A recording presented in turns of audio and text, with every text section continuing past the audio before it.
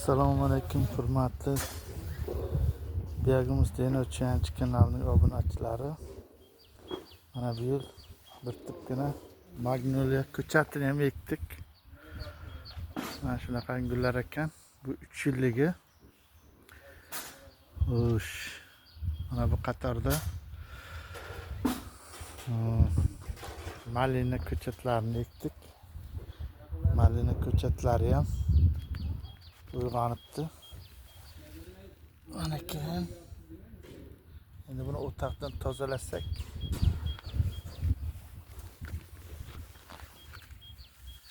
shuni bu yerdan hatto tagidan ham chiqib kelyapti. Xudo xolasa mana yog'ingarchiliklar tugasa buni ham uyasini ko'rsatib boramiz. Mana magnoliya ko'chatini zam xo'sh kaseta usulda tajriba usulda mana bunday ekib ko'rdik. Buni tagi issiq ekan, mana dimlanib yotibdi. 28 fevralda mana shunda qadagandik. Bunga suv ham berib turish kerak ekan. Mana bismillahirrohmanirrohim bir ko'ramiz tasini.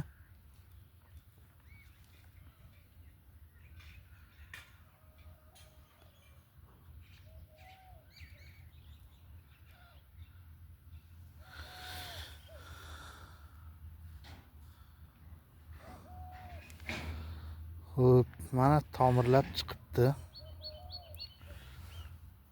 Bu birinchi biz uchun, lekin juda sekin chiqar ekan shekilli. Ushlab ham bo'lmaydi. Xullas kana mana shuda.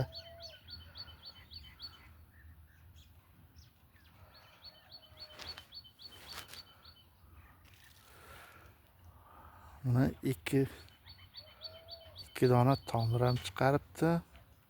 Xudo xolasa buni ham natijasini sizlarga ko'rsatib boraveramiz. Qaytadan joyiga qo'yib qo'ysak.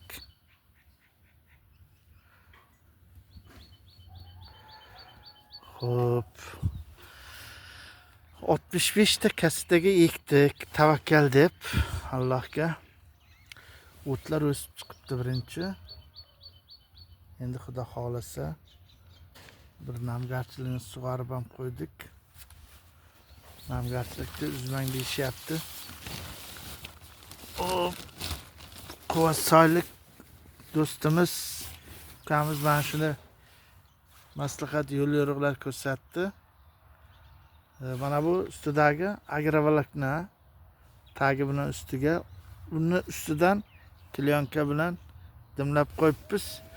Xudo xolasa bu to'g'risida ham sizlarga ko'rsatib boraveramiz. Natijalarni fikr va mulohazalaringiz bo'lsa kommentariyada qoldiringizlar. Biz birinchi yil ekishimiz.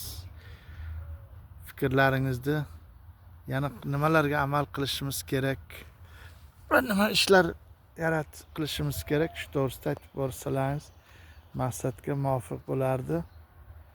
Sog' bo'lingizlar, omon bo'lingizlar. Natijasini biz sizlarga ko'rsatib boraveramiz. Asosan men Qulpinoy va Biyagimiz bilan shug'ullanamiz. Mana shu yanagi videolarda ko'rishingiz sog' omon bo'lingizlar.